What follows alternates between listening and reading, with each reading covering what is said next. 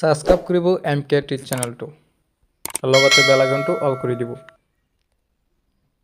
সকলোকে মোৰ ইউটিউব চেনেললৈ স্বাগতম জনাইছোঁ। মৰমৰ ছাত্ৰ ছাত্ৰীসকল, আজি তোমালোকৰ মাজত আলোচনা কৰিম সপ্তম শ্ৰেণীৰ অসমীয়া পাৰ্ট 2 কাঞ্চনবাৰীৰ হাতীটো। এইটো যে মই তোমালোকক আলোচনা কৰিব ওলাইছোঁ, এইটো কিতাপ তোমালোকৰ নতুন হয়। এইটো নতুন কিতাপ, আগতে যিটো কিতাপ আছিল এইটো চেঞ্জ হৈ গ'ল, এতিয়া নতুন কিতাপ। এইটো নতুন কিতাপৰ পৰা তোমালোকৰ 2 নম্বৰ পাৰ্টটো আজি আলোচনা কৰিম। তোমালোকে ভিডিঅ'টো প্ৰথমৰ পৰা শেষলৈ চাই যোৱা। যদি এতিয়ালৈকে মোৰ চেনেলটো ছাবস্ক্ৰাইব কৰা নাই, এনেকুৱা ইনফৰ্মেটিভ নতুন ভিডিঅ' পাবলৈ হ'লে, নতুন আপডেট পাবলৈ হ'লে মোৰ চেনেলটো ছাবস্ক্ৰাইব কৰি ৰাখা আৰু ভিডিঅ'টো এটা লাইক কৰি দিয়া। বলা ভিডিঅ'টো আৰম্ভ কৰোঁ। মই আকৌ কৈছোঁ তোমালোকক, যিটো নতুন কিতাপৰ 2 নম্বৰ পাৰ্ট কাঞ্চনবাৰীৰ হাতীটো। এইটো কাঞ্চনবাৰীৰ হাতীটোৰ অনুশীলনৰ লগতে পাঠৰ ভিতৰুৱা প্ৰশ্ন উত্তৰ আৰু MCQ প্ৰশ্ন উত্তৰ তোমালোকৰ মাজত আলোচনা কৰিম। তোমালোকে ভিডিঅ'টো মনোযোগেৰে চাই যোৱা।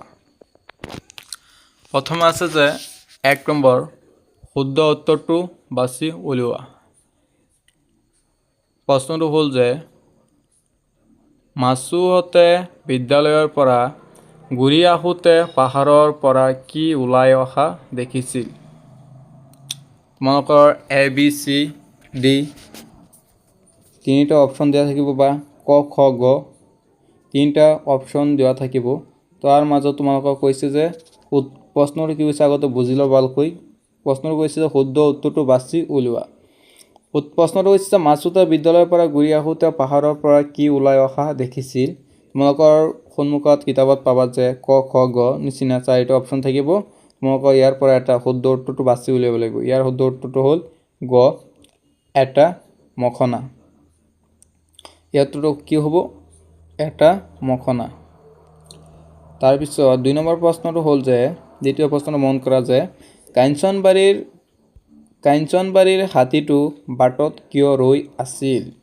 মোক এইটো ইম্পৰ্টেণ্ট হয় তোমালোকৰ এক্সামৰ কাৰণে, যে কাঞ্চনবাৰীৰ হাতীটো বাটত কিয় ৰৈ আছিল। 1 মাৰ্কৰ কাৰণে আহিব তোমালোকৰ পৰীক্ষাত। ইয়াৰ উত্তৰ তোমালোকক কৈছোঁ যে ক খ গ 4টা অপশ্যন থাকিব। ইয়াৰ পৰা তোমালোকৰ শুদ্ধ উত্তৰটো বাছি উলিয়াব লাগিব। তোমালোকৰ ইয়াৰ উত্তৰটো লিখিবা যে জাকৰ পৰা, গ নম্বৰ ইয়াৰ উত্তৰটো হ'ব যে জাকৰ পৰা বাট পৰাৰ বাবে। তাৰপিছত দ্বিতীয় নম্বৰ প্ৰশ্নটো হ'ল যে তলত দিয়া প্ৰশ্ন কেইটাৰ উত্তৰ লিখা। ক নম্বৰ প্ৰশ্নটো হৈছে যে দণ্ডি কি? এইটো ইম্পৰ্টেণ্ট হয়। তোমাক উত্তৰ লিখিবা যে দণ্ডি হ'ল হাবিয়েদি যোৱা সৰু খোজ চলা পথ বা গৰু, ম'হ, হাতী আদি অহা যোৱা কৰা ঠেক বাট বা ৰাস্তা।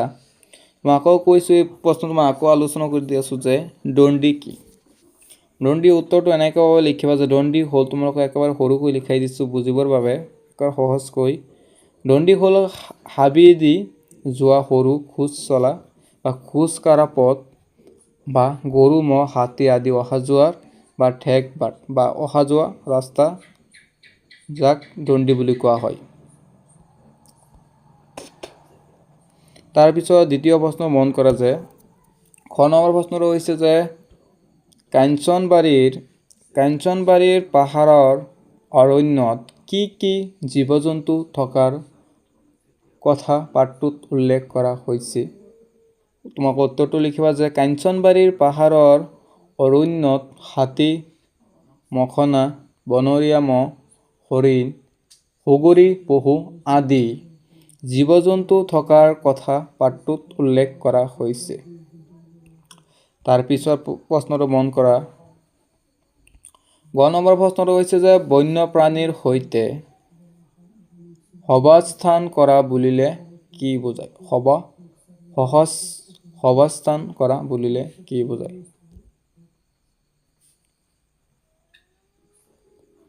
উত্তৰটো লিখিবা যে বন্যপ্ৰাণীৰ সৈতে সহাৱস্থান কৰা মানে হ'ল বন্যপ্ৰাণীসমূহক কোনো অনিষ্ট নকৰাকৈ বা সিহঁতৰ প্ৰাকৃতিক আৱাসস্থল ধ্বংস নকৰাকৈ মানুহে শান্তিৰে একেলগে বসবাস কৰা ইয়াৰ অৰ্থ হ'ল বন্যপ্ৰাণীৰ প্ৰতি শ্ৰদ্ধা আৰু মৰম ভাৱ ৰাখি প্ৰকৃতিৰ ভাৰসাম্য ৰক্ষা কৰা। তাৰ পিছৰ প্ৰশ্নটো মন কৰা যায়। পিছৰ প্ৰশ্নটো হৈছে যে প্ৰশ্ন হৈছে যে মাছুমাই কি সংকল্প লৈছিল? তোমালোকে ইম্পৰ্টেণ্ট যে মাছুমাই কি সংকল্প লৈছিল? উত্তৰটো লিখিব যেনেকৈ হ'ব যে মাছুমাই সংকল্প লৈছিল যে তেওঁলোকে বন্যপ্ৰাণীসমূহক কেতিয়াও আমনি নকৰে, সিহঁতক সুৰক্ষা দিব আৰু বন্যপ্ৰাণীৰ সৈতে সহাৱস্থান কৰি প্ৰকৃতিৰ মৰম বুজি পাবলৈ চেষ্টা কৰিব। তোমালোকক একেবাৰে সহজকৈ তোমালোকক বুজিবৰ কাৰণে একেবাৰে সহজকৈ সৰুকৈ লিখাই দিছোঁ। নম্বৰ তোমালোকক 1ৰ পৰা 1 দিব লাগিব। এনেকৈ ভাবে লিখাই দিছোঁ যে তোমালোকক বুজিবৰ বাবে তোমালোকৰ নিজে বুজি নিজে আনচাৰটো লিখিব পৰাকৈ মই তোমালোকক লিখাই দিছোঁ। তাৰপিছৰটো প্ৰশ্নটো মন কৰা যে 3 নম্বৰ প্ৰশ্নটো হৈছে যে আলোচনা কৰি লিখা। তোমালোকে একগোট হৈ তোমালোকে বন্ধু বান্ধৱীসকল আলোচনা কৰি তাৰপিছত উত্তৰটো লিখিব দিছে। ক নম্বৰ প্ৰশ্নটো হৈছে যে বন্যপ্ৰাণীৰ লগত হোৱা অঘটন কেনেকৈ ৰোধ কৰিব পাৰি? তোমালোকে মোষ্ট ইম্পৰ্টেণ্ট কুৱেশ্যন কি কৈছে চোৱা। কুৱেশ্যনটো কৈছে যে বন্যপ্ৰাণীৰ লগত হোৱা অঘটন কেনেকৈ ৰোধ কৰিব পাৰি? উত্তৰটো লিখিবা যে বন্যপ্ৰাণীৰ লগত হোৱা অঘটন ৰোধ কৰিবলৈ হাবি বন বা বনাঞ্চল ধ্বংস কৰা বন্ধ কৰিব লাগে। বন্যপ্ৰাণীৰ যাতায়াতৰ পথত মানুহে বাধাৰ সৃষ্টি কৰিব নালাগে। লগতে জনসাধাৰণৰ মাজত সজাগতা বৃদ্ধি কৰি আৰু বন্যপ্ৰাণীক জোকাই নোলোৱাকৈ থাকিলে এনে অঘটন বহু পৰিমাণে ৰোধ কৰিব পাৰি। তাৰপিছত প্ৰশ্নটো মন কৰা। পিছৰ প্ৰশ্নটো হৈছে খ নম্বৰ যে চৰকাৰে এনিমেল গ্ৰীণ কৰিডৰ ব্যৱস্থা কিয় কৰিছে? তো কুৱেশ্যনটো আকৌ বুজিলে কি কৈছে যে চৰকাৰে এনিমেল গ্ৰীণ কৰিডৰ ব্যৱস্থা কিয় কৰিছে? উত্তৰটো লিখিবা যে বন্যপ্ৰাণীসমূহে যাতে এক বনাঞ্চলৰ পৰা আন এক বনাঞ্চললৈ নিৰাপদে অহা যোৱা কৰিব পাৰে তাৰ বাবে চৰকাৰে এনিমেল গ্ৰীণ কৰিডৰ ব্যৱস্থা কৰিছে। ইয়াৰ ফলত বিশেষকৈ ঘাইপথ পাৰ হওঁতে হোৱা বন্যপ্ৰাণীৰ দুৰ্ঘটনা হ্ৰাস পায়। তাৰপিছত ক নম্বৰ প্ৰশ্নটো মন কৰা। গ নম্বৰ প্ৰশ্ন হৈছে যে মানুহে কৰা কি কি কাৰ্যৰ দ্বাৰা বন্যপ্ৰাণী শংকিত হৈ পৰে? এটা প্ৰশ্ন। তাৰপিছত আৰু কি কৈছে চোৱাচোন। তাৰপিছত কৈছে যে মানুহে কিয় এনে কাৰ্য সংঘটিত কৰে বুলি তুমি ভাবা? এইটো ইম্পৰ্টেণ্ট হয়। উত্তৰটো এনেকৈ লিখিবা যে সহজকৈ লিখাই দিছোঁ যে বনাঞ্চল কটা, বন্যপ্ৰাণীক জোকোৱা, শিলগুটি নিক্ষেপ কৰা আৰু সিহঁতৰ বাসস্থানত অবৈধভাৱে প্ৰৱেশ কৰা আদি কাৰ্যৰ দ্বাৰা বন্যপ্ৰাণী শংকিত হৈ পৰে।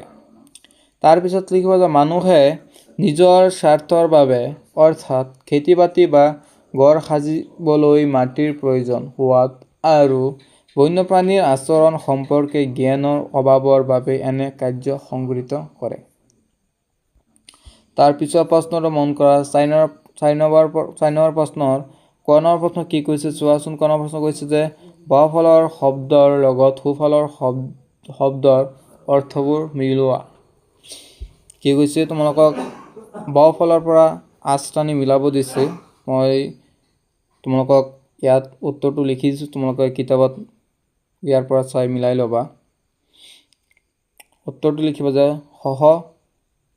সহমৰ্মিতাৰ লগত যাব সহানুভূতি। এই আঁচটানি মিলাই ল'বা কাটাকাটি কৰি। তাৰপিছত লিখিবা তহিল। তাৰপিছত লিখিবা নষ্ট কৰা কাৰ্য। সহাৱস্থান ইয়াৰ লগত মিলিব শান্তিপূৰ্ণভাৱে একেলগ হৈ থকা অৱস্থা। তাৰপিছত মগ্নাৰ লগত মিলিব দন্তহীন মতা হাতী। শংকিতৰ লগত মিলাই ল'বা যে বিধ বা ভয় খোৱা।